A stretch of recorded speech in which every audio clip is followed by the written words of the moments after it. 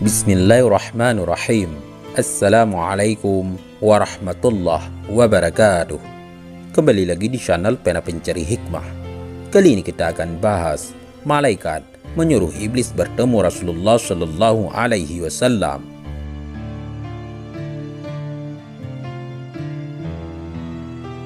Jangan lupa sukai video ini, komen, dan berlangganan, serta bagikan video ini agar bermanfaat bagi semua.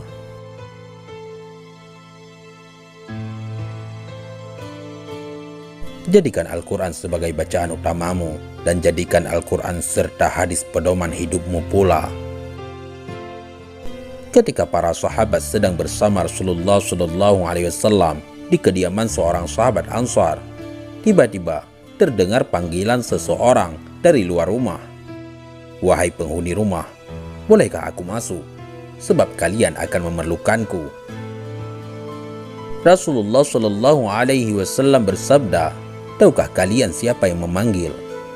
Kami menjawab, "Allah dan Rasulnya yang lebih tahu." Beliau melanjutkan, "Itu iblis, laknat Allah bersamanya." Umar bin Khattab berkata, "Izinkan aku membunuhnya wahai Rasulullah." Nabi menahannya.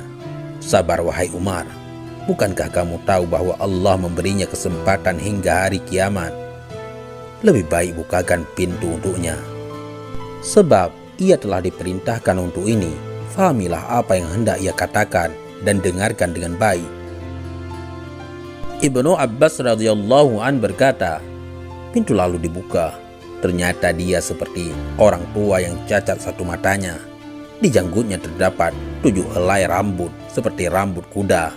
Taringnya terlihat seperti taring babi, bibirnya seperti bibir sapi. Iblis berkata, "Salam untukmu Muhammad. Salam untukmu para hadirin." Rasulullah Shallallahu Alaihi Wasallam menjawab, "Salam hanya milik Allah Subhanahu Wa Taala. Sebagai makhluk yang terlaknat, apa keperluanmu?" Iblis menjawab, "Wahai Muhammad, aku datang ke sini bukan atas kemauanku, namun karena terpaksa." "Siapa yang memaksamu?" "Seorang malaikat utusan Allah mendatangiku dan berkata, Allah Subhanahu wa Ta'ala memerintahkanmu untuk mendatangi Muhammad sambil menundukkan diri. Beritahu Muhammad tentang caramu dalam menggoda manusia. Jawablah dengan jujur semua pertanyaannya. Demi kebesaran Allah, andai kau berdusta satu kali saja, maka Allah akan jadikan dirimu debu yang ditiup angin. Oleh karena itu, aku sekarang mendatangimu. Tanyalah apa yang hendak kau tanyakan. Jika aku berdusta, aku akan dicaci oleh setiap musuhku. Tidak ada sesuatu apapun yang paling besar menimpaku daripada cacian musuh." Rasulullah Shallallahu Alaihi Wasallam lalu bertanya kepada iblis, "Kalau kau benar jujur, siapakah manusia yang paling kau benci?" Iblis segera menjawab, "Kamu. Kamu dan orang sepertimu adalah makhluk Allah yang paling aku benci." "Siapa selanjutnya?" "Pemuda yang bertakwa yang memberikan dirinya mengabdi kepada Allah Subhanahu wa Ta'ala." "Lalu siapa lagi?" "Orang alim dan wara'ah." "Lalu siapa lagi?" "Orang yang selalu bersuci." "Siapa lagi?" "Seorang fakir yang sabar dan tak pernah mengeluhkan kesulitannya kepada orang lain." "Apa tanda kesabarannya?" "Wahai Muhammad, jika ia tidak mengeluhkan kesulitannya kepada orang lain selama 3 hari, Allah akan memberi pahala orang-orang yang sabar." "Selanjutnya apa?" "Orang kaya yang bersyukur." "Apa tanda kesyukurannya?" "Ia mengambil kekayaannya dari tempatnya dan mengeluarkannya juga dari tempatnya." "Orang seperti apa Abu Bakar menurutmu?" "Ia tidak pernah menurutiku di masa jahiliyah, apalagi dalam Islam." Umar bin Khattab, "Demi Allah, setiap berjumpa dengannya aku pasti kabur." Utsman bin Affan, "Aku malu kepada orang yang malaikat pun malu kepadanya." Ali bin Abi Thalib, "Aku berharap darinya agar kepalaku selamat dan berharap ia melepaskanku dan aku melepaskannya. Tetapi ia tak akan mau melakukan itu." Ali bin Abi Thalib selalu berzikir terhadap Allah Subhanahu wa Ta'ala. Apa yang kau rasakan jika melihat seseorang dari umatku yang hendak sholat? Aku merasa panas, dingin, dan gemetar. Kenapa? Sebab setiap seorang hamba bersujud satu kali kepada Allah, Allah mengangkatnya satu derajat. Jika seorang umatku berpuasa, tubuhku terasa terikat hingga ia berbuka. Jika ia berhaji, aku seperti orang gila. Jika ia membaca Al-Quran, aku merasa meleleh laksana timah di atas api. Jika ia bersedekah, itu sama saja orang tersebut membelah tubuhku dengan gergaji. Mengapa jadi begitu? Sebab dalam sedekah ada 4 keuntungan baginya, yaitu keberkahan dalam hartanya, hidupnya disukai. Sedekah itu kelak akan menjadi hijab antara dirinya dengan api neraka, dan segala macam musibah akan terhalau darinya. Apa yang dapat mematahkan pinggangmu? Suara kuda perang di jalan Allah. Apa yang dapat melelehkan tubuhmu? Taubat orang yang bertaubat. Apa yang dapat membakar hatimu?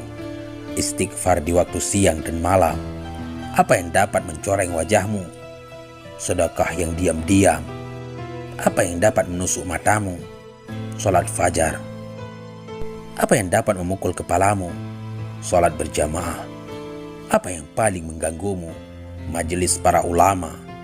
Bagaimana cara makanmu? Dengan tangan kiri dan jariku. Di manakah kau menaungi anak-anakmu di musim panas?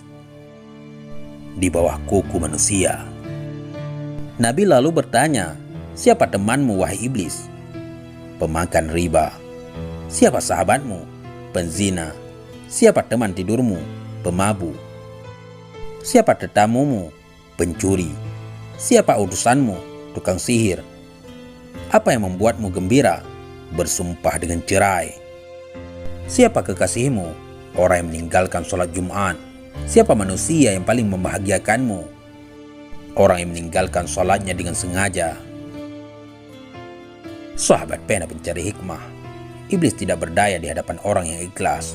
Rasulullah SAW lalu bersabda, segala puji bagi Allah yang telah membahagiakan umatku dan menyengsarakanmu.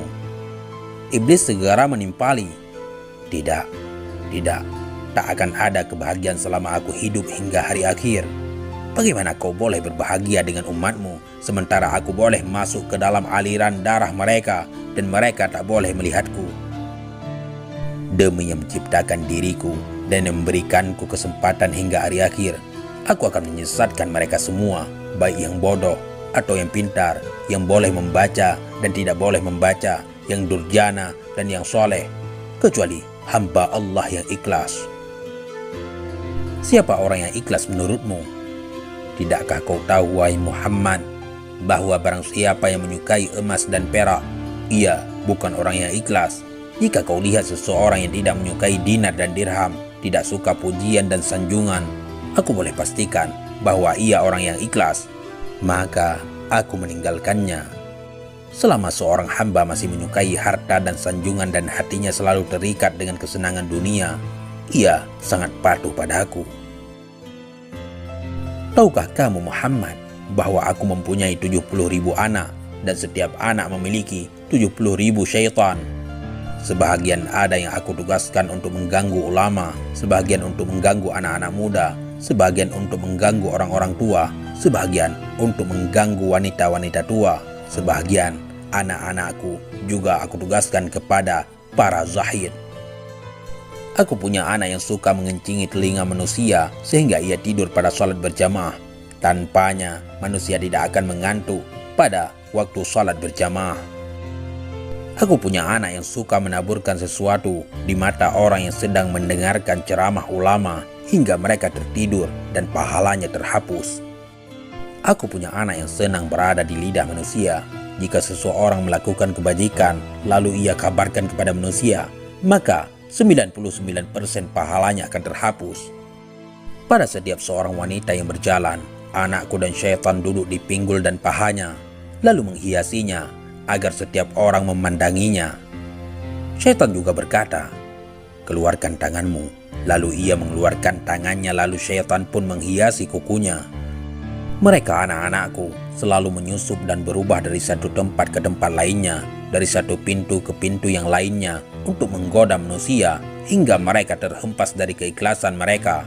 Akhirnya mereka menyembah Allah tanpa ikhlas, namun mereka tidak merasa.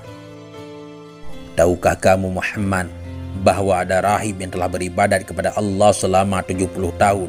Setiap orang sakit yang didoakan olehnya sembuh seketika. Aku terus menggodanya hingga ia berzina, membunuh, dan kufur. Tahukah kau Muhammad, dusta berasal dari diriku. Akulah makhluk yang pertama berdusta. Pendusta adalah sahabatku. Barang siapa bersumpah dengan berdusta, ia kekasihku.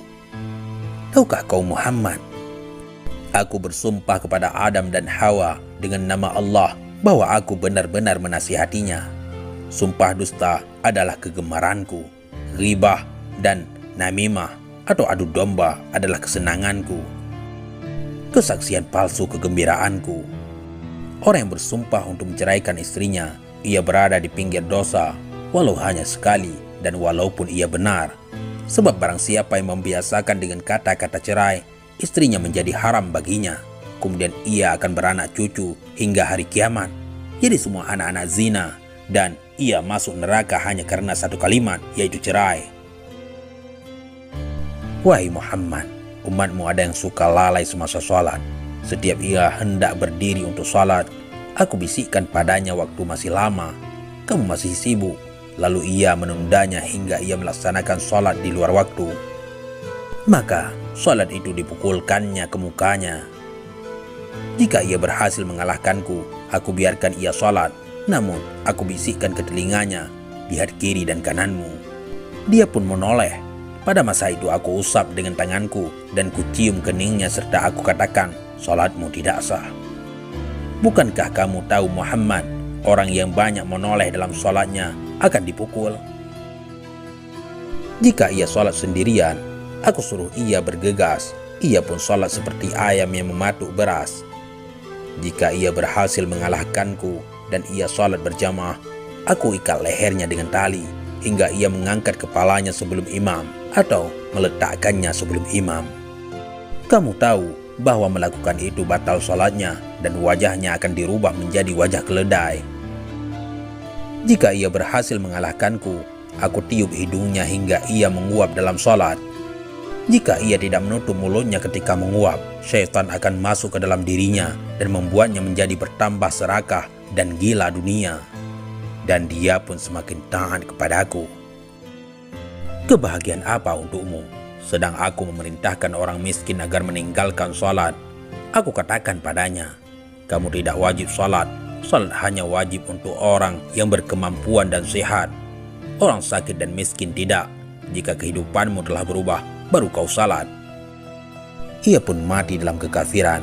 Jika ia mati sambil meninggalkan sholat, maka Allah akan menemuinya dalam kemurkaan. Wahai Muhammad, jika aku berdusta, Allah akan menjadikanku debu. Wahai Muhammad, apakah kau akan bergembira dengan umatmu, padahal aku mengeluarkan 1/6 mereka dari Islam? Berapa yang kau pinta dari Tuhanmu? 10 macam. Apa saja? Aku minta agar Allah membiarkanku berbagi dalam harta dan anak manusia. Allah mengizinkan.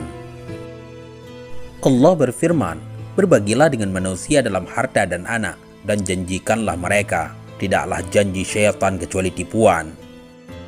Harta yang tidak dizakatkan, aku makan darinya. Aku juga makan dari makanan haram dan yang dicampur dengan riba. Aku juga makan dari makanan yang tidak dibacakan nama Allah. Aku minta agar Allah membiarkanku ikut bersama dengan orang yang berhubungan dengan istrinya tanpa berlindung dengan Allah. Maka syaitan ikut bersamanya dan anak yang dilahirkan akan sangat patuh kepada syaitan. Aku minta agar boleh ikut bersama dengan orang yang menaiki kendaraan bukan untuk tujuan yang halal. Aku minta agar Allah menjadikan bilik mandi sebagai rumahku. Aku minta agar Allah menjadikan pasar sebagai masjidku. Aku minta agar Allah menjadikan syair sebagai Qur'anku.